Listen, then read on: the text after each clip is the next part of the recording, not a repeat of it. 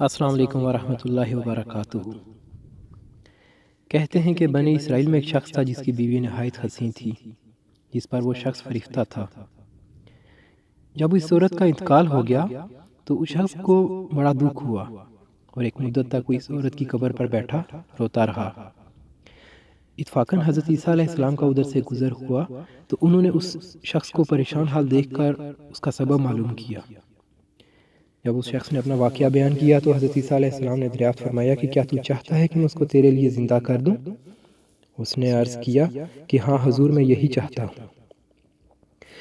جب حضرت عیسیٰ علیہ السلام نے اس قبر کے مردے کو آواز دی تو قبر سے ایک حبشی غلام جس کے ناک کے نتنوں، آنکھوں اور جسم کے دوسرے سوراخوں سے آگ اٹھ رہی تھی، حضرت عیسیٰ علیہ السلام کو دیکھتے ہی غلام نے کلمہ پڑھا کہ لا الہ الا اللہ عیسیٰ روح اللہ۔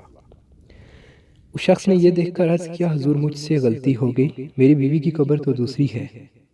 یہ سن کر حضرت عیسیٰ علیہ السلام نے حبشی کو حکم دیا کہ تم اپنی قبر میں واپس ہو جاؤ۔ اس لیے وہ مردہ ہو کر گر گیا اور اس کی قبر کو مٹی سے چھپا دیا گیا۔ پھر حضرت عیسیٰ علیہ السلام نے اس دوسری قبر کی جانب توجہ فرمائی اور حکم دیا کہ اے صاحب قبر، اللہ کے حکم سے زندہ ہو جا۔ قبر پھٹی اور اس سے ایک عورت سر سے گرد چاٹتی ہوئی باہر آ گئی، جس کو دیکھ کر وہ شخص بولا کہ یا روح اللہ، میری بیوی یہی ہے۔ حضرت عیسیٰ علیہ السلام کے حکم سے وہ اپنی بیوی کو ہمراہ لے کر واپس ہونے لگا، مگر عرصے سے جاگا ہوا تھا، اس لیے اس پر نیند کا غلبہ ہو گیا اور اس نے بیوی سے کہا کہ تیری قبر پر گریہوزاری اور بیداری نے مجھے ہلاک کر دیا ہے، اس لیے میں چاہتا ہوں کہ کچھ دیر آرام کر لوں۔ بیوی کہنے لگی کہ ہاں، آپ آرام کر لیجئے۔ وہ شخص بیوی کے زانوں پر سر رکھ کر سو گیا۔ اتنے میں گھوڑے پر سوار ایک شہزادے کا ادھر سے گزر ہوا۔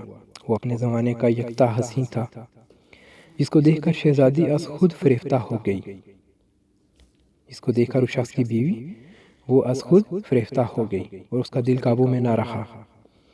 اس نے شوہر کا سر زانوں سے نیچے رکھا اور فرط محبت و غلبہ عشق سے مجبور ہو کر شہزادے کے سامنے جا کھڑی ہوئی۔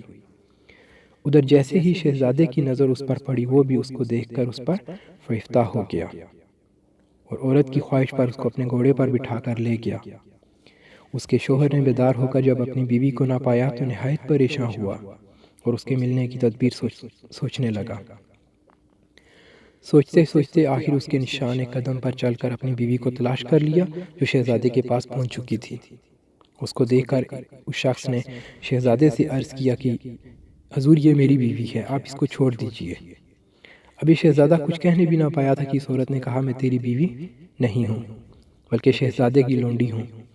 یہ سن کر شہزادہ اس شخص سے کہنے لگا کہ کیا مجھ سے میری لونڈی کو لینا چاہتا ہے؟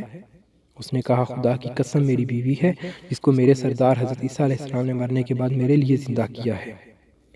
ابھی یہ گفتگو ہو ہی رہی تھی کہ اتفاقاً حضرت عیسیٰ علیہ السلام بھی وہاں تشریف لے آئے، جن کو دیکھ کر وہ شخص کہنے لگا یا روح اللہ، کیا یہ میری وہ بیوی نہیں ہے جس کو آپ نے میرے لیے زندہ کیا ہے؟ حضرت عیسیٰ علیہ السلام نے فرمایا کہ یہ وہی ہے۔ یہ سن کر عورت کہنے لگی یا روح اللہ، یہ شخص جھوٹا ہے، میں تو اس شہزادے کی لونڈی ہوں۔ حضرت عیسیٰ علیہ السلام نے فرمایا کیا تو وہ عورت نہیں ہے جس کو میں نے اللہ تعالیٰ کے حکم سے زندہ کیا ہے؟ تو وہ عورت بولی یا روح اللہ، بخدا میں وہ نہیں ہوں۔ اس کے بعد حضرت عیسیٰ علیہ السلام نے فرمایا جو جان خدا کے حکم سے میں نے تجھے دی ہے اس کو واپس کر دے۔ یہ سنتے ہی وہ عورت پھر مردہ ہو کر گر پڑی اور حضرت عیسیٰ فرمانے لگے جو شخص ایسے آدمی کو دیکھنا چاہے جو کافر مرا تھا اور زندہ ہو کر ایمان لایا تو وہ اس حبشی غلام کو دیکھ لے جو پھر ایمان کی حالت میں مرا ہے، اور جو کوئی ایسے شخص کو دیکھنا چاہے جو مومن مرا تھا پھر اللہ نے اس کو زندہ کیا اور وہ کافر ہو کر حالت کفر میں مر گیا تو وہ اس عورت کو دیکھ لے۔ اس واقعے کو دیکھ کر اس شخص نے قسم کھائی کہ اب کبھی نکاح نہ کروں گا اور میدانوں کی طرف نکل گیا جہاں اللہ تعالیٰ کی عبادت میں مصروف رہ کر اسے موت آ گئی۔ اللہ تعالیٰ اس پر رحم فرمائے۔ نبی اور رسول کے اقرار اور انکار کا نتیجہ اس حقائق سے ظاہر ہوتا ہے اور سبق ملتا ہے کہ کامیابی اپنے نبی صلی اللہ علیہ وسلم کی اطاعت و محبت سے ہی مل سکتی ہے۔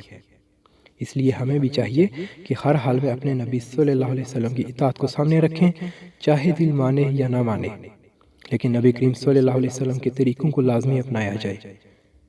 اللہ تعالیٰ اس واقعے سے سبق حاصل کر کے عمل کرنے کی توفیق عطا فرمائے، آمین یا رب العالمین۔